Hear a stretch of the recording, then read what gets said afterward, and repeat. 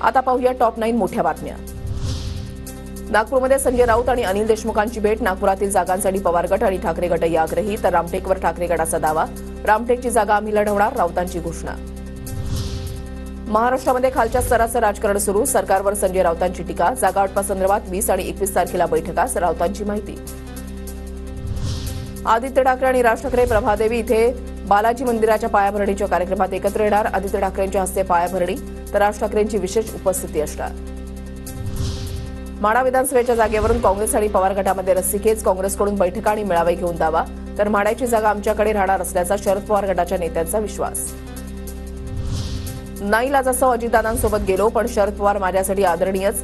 शरद पवारांसोबतच्या भेटीवर दादा गटाचे आमदार राजेंद्र शिंगणेंचं स्पष्टीकरण। उमरेड, काटोल, पूर्व नागपूर, हिंगणा मतदारसंघासाठी पवार गट आग्रही। नागपूरमध्ये उमरेड आणि पूर्व नागपूर काँग्रेसकडे असताना पवार गटाचा दावा। युवक काँग्रेस प्रदेश अध्यक्ष कुणाल राऊत यांच्यासह 50% तरुणांना विधानसभेची उमेदवारी द्या। मुलाला तिकीट दिलं हे कुठल्याही बापाला आवडेल, काँग्रेस नेते नितीन राऊत यांची हायकमांडकडे मागणी।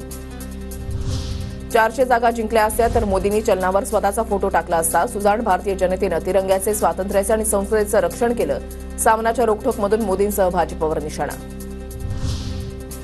भाजपचे 3 नेते जरांगेंच्या वाटेवर। नांदेडच्या मिनल खदगावकर, बीडचे राजेंद्र म्हस्के आणि माजी आमदार संगीता ठोंबरेंनी घेतली जरांगेंची भेट। जरांगेंकडून उमेदवारीसाठी प्रयत्न असल्याची चर्चा।